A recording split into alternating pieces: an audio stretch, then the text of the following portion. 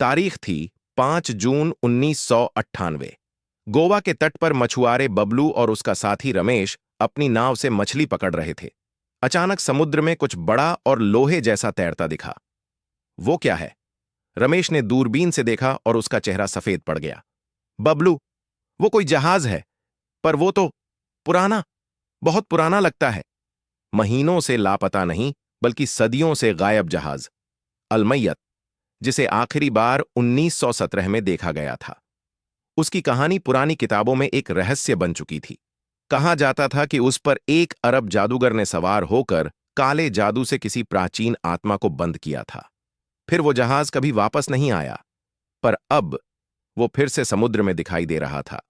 गोवा का समुद्र, जून की उमस भरी रात, हल्की हल्की बारिश और तूफान की आहट ने माहौल को पहले ही डरा दिया था। दूर दूर तक फैली काली लहरें ऐसे उठ रही थीं जैसे समंदर किसी को निगलने को तैयार हो। बबलू और रमेश, दो अनुभवी मछुआरे, अपनी पुरानी नाव सागर रानी में थे। अचानक बबलू ने अंधेरे में कुछ देखा, एक बहुत बड़ा काला ढांचा जो पानी में स्थिर खड़ा था। रमेश, देख, वो क्या है? रमेश ने दूरबीन निकाली और जैसे ही उसने देखा उसकी सांस अटक गई। ये तो कोई पुराना जहाज लगता है, लकड़ी का, लेकिन ऐसा तो मैंने कभी देखा ही नहीं। बबलू ने कहा, चल पास चलते हैं। धीरे धीरे नाव उस अजीब जहाज के पास पहुंची। जहाज पर कोई इंसानी हलचल नहीं थी। उसके मस्तूल टूटे हुए थे, पाल फटे हुए थे और लकड़ी पर शैवाल जम चुका था। पर सबसे अजीब बात थी उसका नाम, अलमैयत, अरबी भाषा में जिसका अर्थ होता है मृत। ये तो वही है ना जिसकी कहानी दादा सुनाते थे? रमेश बुदबुदाया। जिस जहाज पर कोई जादूगर था और जो 1817 में लापता हो गया था। अचानक जहाज से एक धीमी सी आवाज आई, जैसे कोई जंजीर घिसट रही हो। रमेश ने चिल्लाकर कहा, बबलू, चल वापस चलते हैं। लेकिन अब बहुत देर हो चुकी थी। 2 दिन बाद 7 जून 1998, भारतीय नौसेना बेस, गोवा, कमांडर आरव सिंह अपने ऑफिस में बैठे उस फोटोग्राफ को बार बार देख रहे थे जो मछुआरे रमेश ने खींचा था। एक भूतिया जहाज, आधा डूबा लेकिन पानी में स्थिर। उनके सामने बैठी थीं डो समीरा खान, एक इतिहासकार और समुद्री सभ्यताओं की विशेषज्ञ। तीसरे सदस्य थे दीपक राव, एक इंजीनियर जो ऐसे पुराने जहाजों की संरचना को समझने में माहिर थे। कमांडर आरव ने कहा, यह कोई मामूली जहाज नहीं। रिपोर्ट के अनुसार ये वही अलमैयत है जो 1817 में मिसिंग हुआ था। समीरा ने धीरे से कहा, इस जहाज के बारे में पुरानी किताबों में दर्ज है कि उस पर एक अरब जादूगर अब्दुल हकीम सवार था। कहा जाता है कि वह अमृता की खोज में था और उसने जहाज को शापित बना दिया था। दीपक ने मजाक में कहा, तो फिर हमें वहां भूतों से मिलने भेजा जा रहा है? आरव ने मुस्कुराते हुए कहा, हम वैज्ञानिक हैं, हमें तथ्यों पर भरोसा करना है। हम तीनों अलमैयत पर कल सुबह रवाना होंगे। 8 जून 1998, सुबह 6 बजे, भारतीय नौसेना का जहाज INS सह्याद्री अलमैयत के पास लंगर डालता है। सब कुछ शांत है, लेकिन सन्नाटा असहज कर देने वाला है। आरव, समीरा और दीपक छोटी नाव से अलमैयत के डेक पर उतरते हैं। जहाज पूरी तरह से खामोश है, लकड़ी सीलन से सड़ चुकी है और हर कोना जैसे किसी कहानी को चुपचाप बयां कर रहा हो। जहाज की दीवारों पर अजीब अरबी निशान खुदे हैं। समीरा एक दीवार पर हाथ फेरते हुए कहती है, यहां लिखा है, मौत को जगाओगे तो जीवन खुद खत्म हो जाएगा। जैसे ही उन्होंने जहाज के अंदर कदम रखा, दीपक के रेडियो ने जोर की चीख जैसी आवाज दी। फिर सन्नाटा। यह क्या था? आरव ने पूछा। दीपक घबराकर बोला, रेडियो सिस्टम फुल सिग्नल दिखा रहा है, लेकिन यह आवाज जैसे कोई बोलना चाहता हो। और तभी एक दरवाजा अपने आप खुल गया। उस दरवाजे के अंदर अंधकार था और कहीं बहुत दूर से एक महिला की कराहती हुई आवाज आती रही, बचाओ!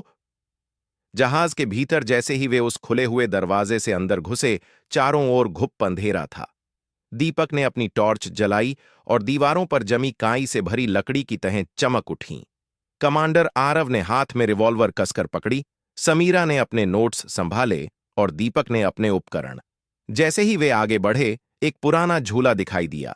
लकड़ी का, लेकिन अब लगभग सड़ चुका था। उसके पास ही दीवार पर खून से बनी लकीरें थीं, जो नीचे फर्श तक बहती दिखती थीं। ये खून ताजा नहीं है, पर पूरी दीवारों पर क्यों? समीरा ने धीमे से कहा। दीपक ने कुछ मीटर आगे चलते हुए एक भारी दरवाजा देखा, जिस पर लोहे की जंजीरें लिपटी थीं। दरवाजे पर फिर वही अरबी लकीरें खुदी थीं। यामान युद्धख्लू हुना यंसा इस्मू। जो यहां प्रवेश करता है, अपना नाम भूल जाता है। समीरा ने अनुवाद किया और फिर फुसफुसाई। ये दरवाजा किसी को भूलने का नहीं, किसी आत्मा को छुपाने का दरवाजा है। कमांडर आरव ने दरवाजा खोलने का आदेश दिया। जैसे ही जंजीरें हटीं, अंदर से एक भयंकर सड़ांत आई। कमरा अंधकार में डूबा था, लेकिन जैसे ही दीपक ने टॉर्च घुमाई, चारों कोनों में जंजीरों से बंधे कंकाल में दिखाई दिए। हर कंकाल की आंख की जगह कुछ काले मोती जैसे जड़े थे, जो टॉर्च की रोशनी में चमक रहे थे। और तभी दरवाजा अपने आप जोर से बंद हो गया। दीपक चिल्लाया, कमांडर, दरवाजा लॉक हो गया। चारों ओर से धीमी धीमी फुसफुसाहटें शुरू हुईं, आवाजें जो किसी अज्ञात भाषा में कुछ बोल रही थीं। समीरा ने कांपती आवाज में कहा, यहां कोई मौजूद है और ये आत्माएं जाग चुकी हैं। कमरे में अचानक एक कोना रोशनी से चमका और वहां खड़ी थी एक महिला की छाया, जिसकी आंखें काली थीं और चेहरा अधझला। उसने धीमे से कहा। हकीम की चीखों के साथ जहाज का कंपन भी धीरे धीरे थम गया। दीवारों की दरारें स्थिर हो गईं और हवा में फैला धुआं जैसे किसी अदृश्य दरवाजे से खींचकर गायब हो गया। समीरा और आरव फर्श पर गिर चुके थे, थके, घायल, लेकिन जीवित। दीपक ऊपर से सीढ़ियां उतरता हुआ आया, उसके चेहरे पर हल्की मुस्कान थी। नूरा का अंतिम संस्कार हो गया। आग की लपटों में उसकी आत्मा जैसे मुस्कुरा रही थी। आरव ने चारों ओर देखा। जहाज अब भी वहीं था, टूटा फूटा, पर अब उसमें कोई सांस नहीं थी। एक अजीब सन्नाटा था, पर यह पहले जैसा डरावना नहीं, बल्कि शांत करने वाला। समीरा ने धीमे से कहा, लगता है शाप अब टूट गया है। लेकिन तभी जहाज के सबसे ऊपरी हिस्से से एक सीटी जैसी आवाज आई, बहुत धीमी लेकिन सटीक। तीनों ने चौंक कर देखा। जहाज का पुराना बेक कम्युनिकेशन रूम हुआ, जो कब का टूट चुका था, अब उसकी खिड़की से रोशनी झांक रही थी। वहां कोई था। आरव बोला, क्या अब भी कुछ बचा है? वे तीनों ऊपर गए। कमरा पूरी तरह साफ था, जैसे किसी ने अभी अभी इस्तेमाल किया हो। टेबल पर रखा था एक पुराना रेडियो ट्रांसमीटर और उसके पास रखा एक धूल भरा टेप। समीरा ने टेप उठाया और प्ले किया। मैं अब्दुल हकीम, अपने पीछे जो छोड़ा हूं वह शाप नहीं, इच्छा है। हर वह आत्मा जो मुझसे मिली अब मेरी भाषा जानती है। मैं भले राख हुआ, पर शब्द कभी नहीं मरते। मैं लौटूंगा जब कोई मेरी भाषा दोबारा बोलेगा।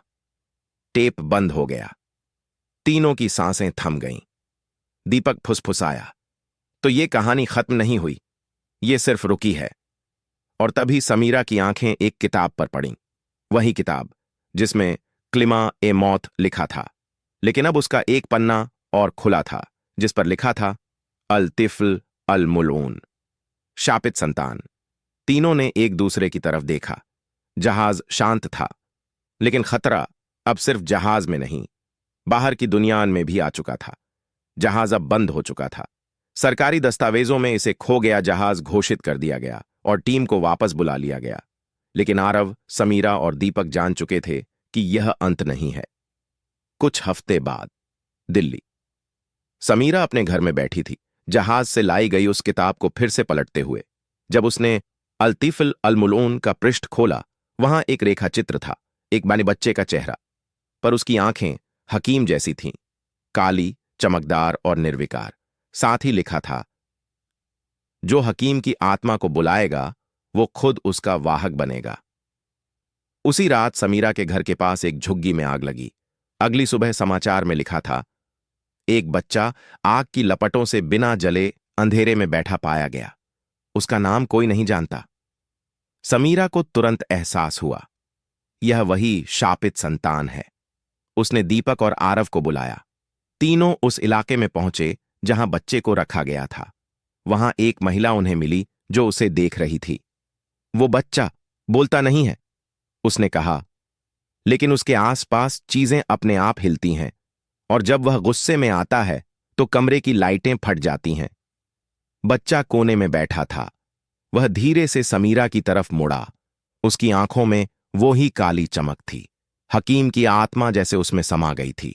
और फिर बिना मुंह हिलाए उसके मन की आवाज समीरा के दिमाग में गूंजी, तुमने मुझे जलाया, अब मैं तुम्हारे बीच पला बढ़ा जाऊंगा।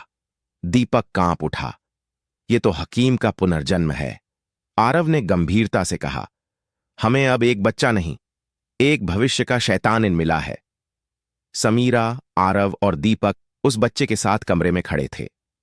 बच्चे की आंखों में एक अजीब सी चमक थी, जो किसी इंसान की नहीं बल्कि एक राक्षस की सी लग रही थी। उसकी आंखों का रंग धीरे धीरे काला हो रहा था और उसकी त्वचा पर झुर्रियां उभर आईं, जैसे किसी बूढ़े आदमी की हो। हकीम की आत्मा अब इस बच्चे में समाई हुई है। समीरा ने गहरे चिंतन में कहा, यह केवल एक पुनर्जन्म नहीं है, यह एक शैतानी शिकार है जो अब अपनी शक्ति का विस्तार करेगा। दीपक ने घबराते हुए कहा, हमने उसे कैसे रोक सकते हैं? यह बच्चा सिर्फ हमें नहीं, पूरी दुनिया को नष्ट कर सकता है। आरव ने गहरी सांस ली और फिर अपने बैग से कुछ पुरानी किताबें निकालीं। मैंने एक दस्तावेज में पढ़ा था कि कोई भी शैतान या आत्मा जो पुनर्जन्म लेता है, उसे एक विशेष वाक्य बोलकर शांत किया जा सकता है। लेकिन इसे करने के लिए हमें बहुत ताकत की आवश्यकता होगी और समय भी बहुत कम है। समीरा ने पूछा, वो वाक्य क्या है? आरव ने गंभीर होकर कहा, हमारे सामने एक कठिन रास्ता है। हमें उस बच्चे के पास जाकर वह वाक्य बोलना होगा, लेकिन यह उस बच्चे की आत्मा को भी नहीं छोड़ सकता। जैसे ही वह वाक्य आरव ने उच्चारण किया, बच्चे की आंखें और भी चमकने लगीं। अचानक बच्चे ने एक अजीब सी हंसी की आवाज निकाली, जो पूरे कमरे में गूंजने लगी। उसके शरीर में अजीब से बदलाव होने लगे, चेहरा मांसल होने लगा और उसकी आवाज खतरनाक हो गई। यह सिर्फ एक शैतान का अवतार था, जो अपने आकार में बढ़ रहा था। समीरा ने घबराते हुए कहा, यह बहुत खतरनाक है, हमें इसे तुरंत रोकना होगा। आरव ने जल्दी से एक रस्सी निकाली और बच्चे के चारों ओर जादुई चिन्ह बनाए। यह जादू की रस्सी है, इसे बांधकर हम बच्चे के शैतानी रूप को रोक सकते हैं। लेकिन जैसे ही उसने रस्सी बांधी, बच्चे ने जोर से चीख मारी और कमरे की दीवारें झंकने लगीं। पूरा घर अचानक गर्म हो गया, जैसे आसमान से आग बरस रही हो। बच्चे की आवाज और भी तेज हो गई और उसकी आंखों से काले धब्बे बहने लगे। वो अब पूरी तरह से शैतानी रूप में बदल चुका था। दीपक ने आरव से पूछा, अब क्या करें? हम इसे कैसे हरा सकते हैं? आरव ने गहरी सांस ली और फिर समीरा की ओर देखा। हमें उस कलीमा ए मौत को दोबारा बोलना होगा जो हमने पहले हकीम के खिलाफ बोला था, लेकिन इस बार हमें उस वाक्य को कुछ और ताकत से बोलना होगा। समीरा ने धीरे से उन शब्दों का उच्चारण किया जो हकीम के खिलाफ काम आए थे, लेकिन इस बार शब्दों में एक अलग ही ऊर्जा आ गई। पूरी दुनिया जैसे थम गई थी। सिर्फ हकीम की आत्मा ही नहीं, बल्कि अब यह बच्चा भी उस शक्ति के खिलाफ तड़पने लगा। तुम मुझे नहीं रोक सकते, बच्चे ने चीखते हुए कहा, और उसके शरीर से एक अंधेरे तूफान की तरह ऊर्जा बाहर निकली। यह तूफान इतनी ताकतवर था कि कमरे की हर चीज को हिलाकर रख दिया। समीरा, आरव और दीपक जमीन पर गिर पड़े, लेकिन फिर भी वे उस बच्चे को शांत करने की कोशिश कर रहे थे। और फिर अचानक चुप! सब कुछ शांत हो गया। बच्चा जैसे अचानक बेहोश हो गया और उसकी आंखों से वो काली चमक अब गायब हो गई थी। वह बच्चा अब सिर्फ एक सामान्य बच्चा था, एक नन्हा सा इंसान जो सो रहा था। समीरा ने गहरी राहत की सांस ली। हमने उसे शांत कर लिया है, लेकिन क्या हम इसे फिर से देखेंगे? आरव ने सिर झुका लिया। यह सिर्फ शुरुआत है। वह बच्चा अब हमारे साथ रहेगा और हमें यह सुनिश्चित करना होगा कि हकीम की आत्मा फिर कभी जागृत न हो। समीरा, आरव और दीपक के लिए राहत का पल बस कुछ क्षणों का था।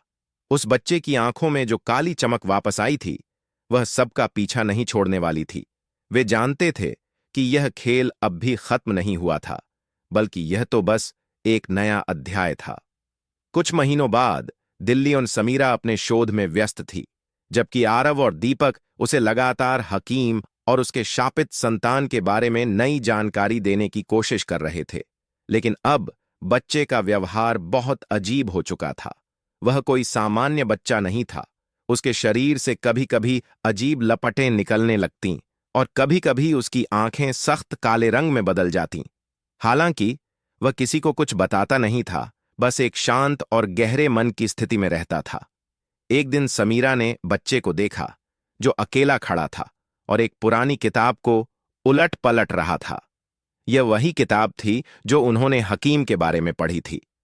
उसके छोटे हाथों में कुछ ऐसा था जिसे वह समझने की कोशिश कर रहा था। यह क्या कर रहा है? समीरा ने धीमे से कहा। आरव और दीपक पास पहुंचे और देखा कि बच्चे की आंखों में वही पुरानी काली चमक थी। वह अब धीरे धीरे मंत्रों का उच्चारण कर रहा था, वह भाषा जो उन्होंने पहले सुनी थी, हकीम की आवाज जैसी। यह वही किताब है जिसमें हकीम के पुराने जादू हैं। वह वह अब इन मंत्रों को समझने लगा है, दीपक घबराते हुए बोला। लेकिन समीरा ने चुपचाप सोचा, यह बच्चा नहीं है, यह हकीम का एक और रूप है। अचानक कमरे की लाइटें मद्धम हो गईं। दीवारों से अजीब सी आवाजें आ रही थीं, जैसे कोई पुराना दरवाजा छर्राने लग रहा हो। बच्चा तेजी से उन मंत्रों का उच्चारण करने लगा और हवा में एक अजीब सा हलचल होने लगी। समीरा ने देखा कि बच्चे के आसपास की चीजें हवा में उड़ने लगीं, जैसे एक रहस्यमय शक्ति उसका साथ दे रही हो। क्या तुम समझ रहे हो? समीरा ने दीपक से कहा। यह वही ताकत है जो पहले जहाज पर थी, हकीम की शक्ति जो अब इस बच्चे में समा चुकी है। आरव ने झट से ध्यान दिया और कहा, हमें इसे तुरंत रोकना होगा, यह पूरी दुनिया को खतरे में डाल सकता है। लेकिन तभी बच्चे ने एक और मंत्र बोला और कमरे में जैसे स्याही की लहर दौड़ गई। दीवारों पर छाया की तस्वीरें उभरने लगीं, घने अंधेरे में लिपटी हुईं। वह छाया धीरे धीरे एक जाल की तरह फैलने लगी और समीरा, आरव और दीपक को उस जाल से बाहर निकलने का कोई रास्ता नहीं दिखा। यह हकीम का शक्ति क्षेत्रमान है, आरव ने कहा, और फिर उसे समझ आया।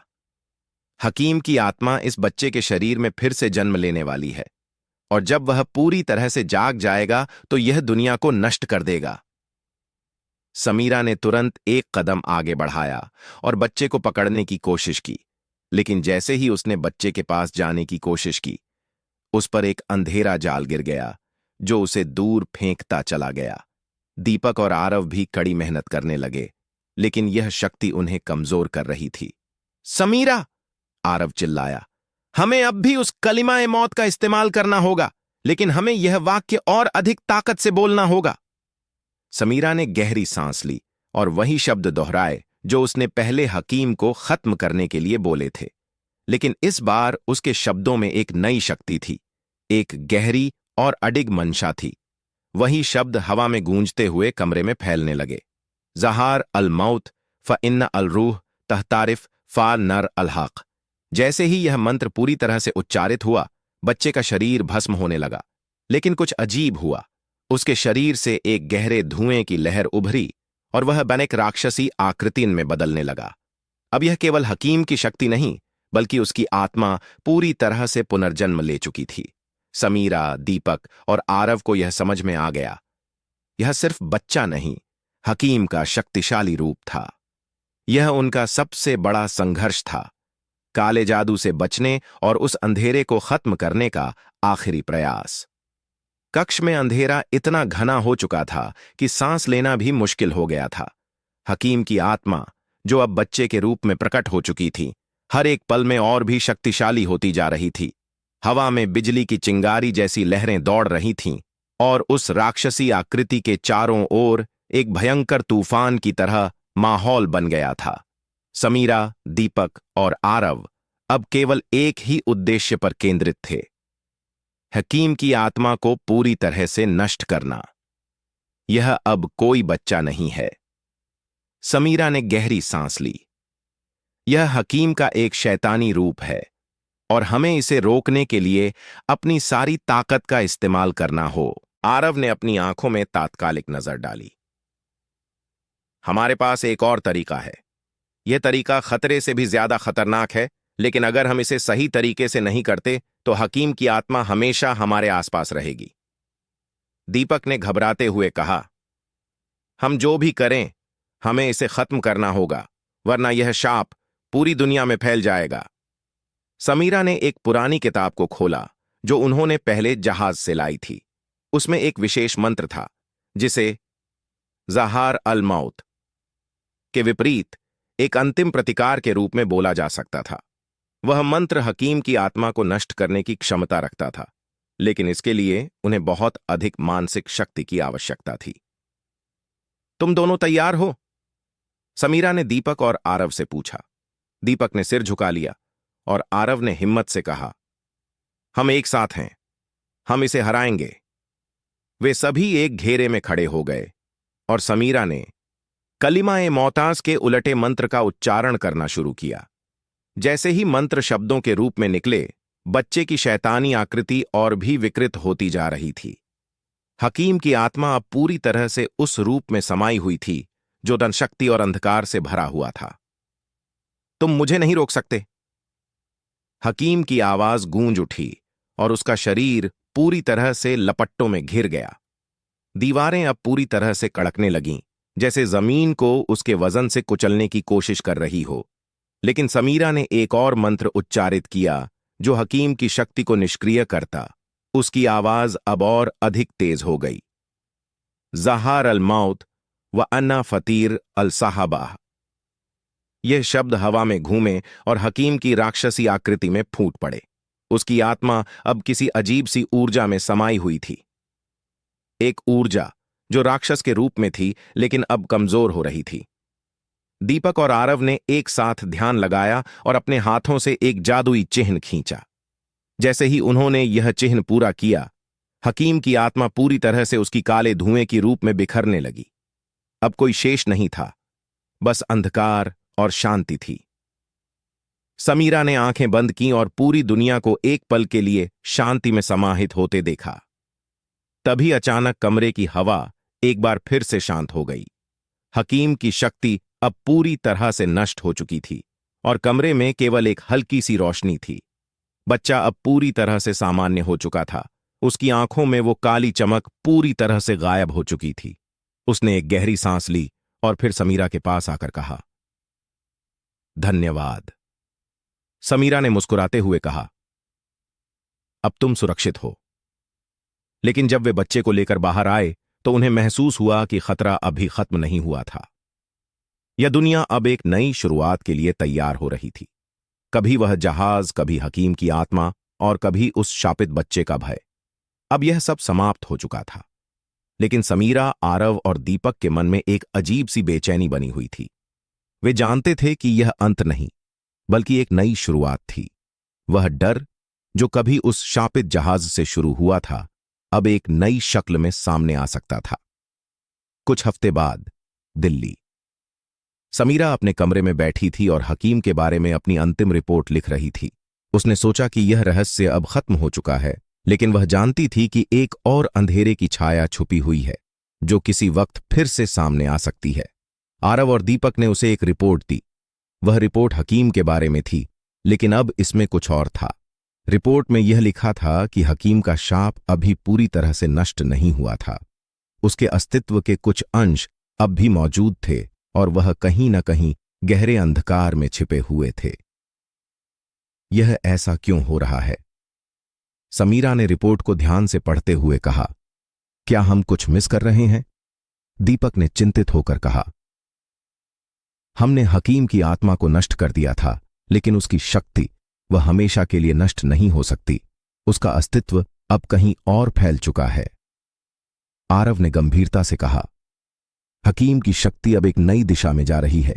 वह एक नई दुनिया का निर्माण कर सकता है, एक ऐसी दुनिया जहां अंधकार और शैतान की शक्तियां पूरी तरह से शासन करेंगी। समीरा ने गहरी सांस ली। तो इसका मतलब यह है कि खतरा अब खत्म नहीं हुआ, यह और भी बढ़ सकता है।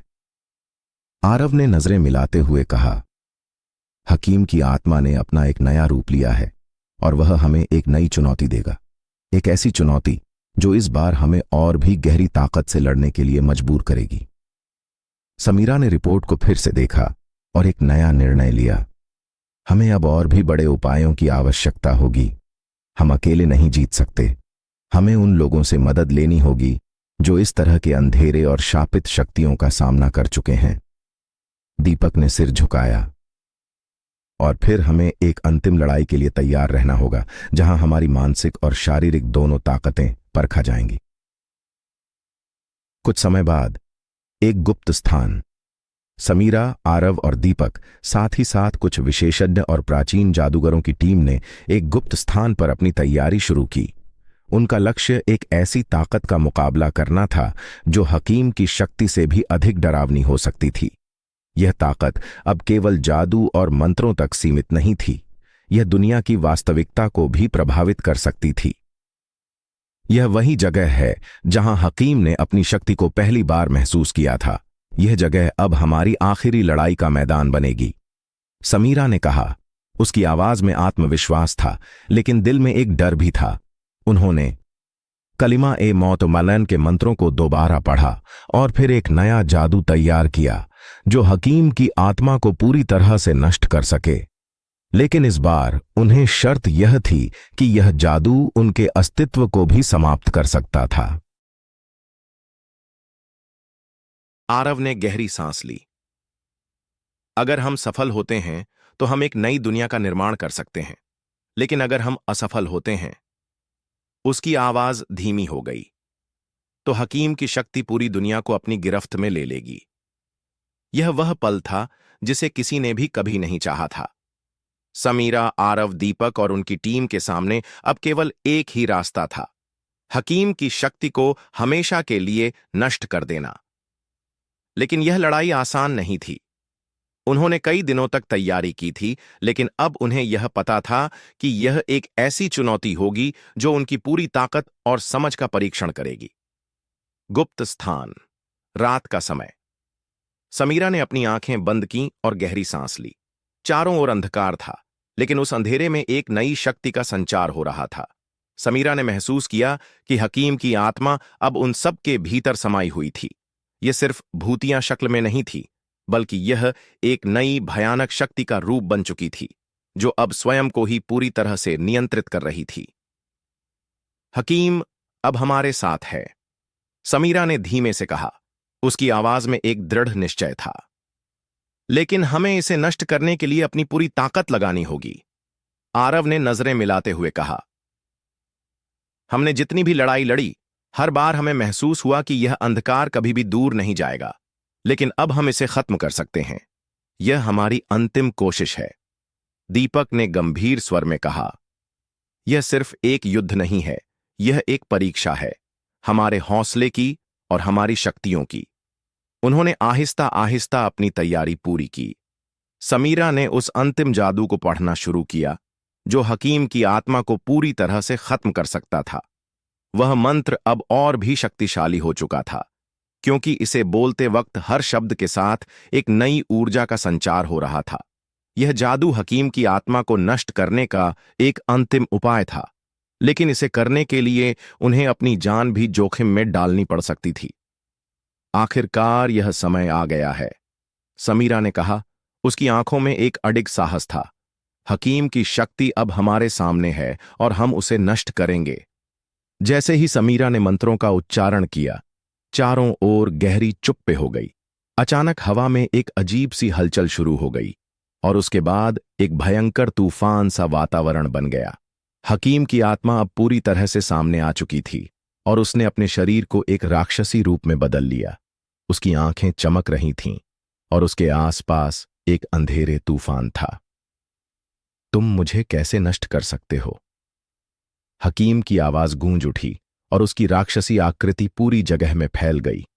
मैं तुम्हारे साथ हमेशा रहूंगा। मैं तुम्हारी ताकत से कहीं ज्यादा शक्तिशाली हूं।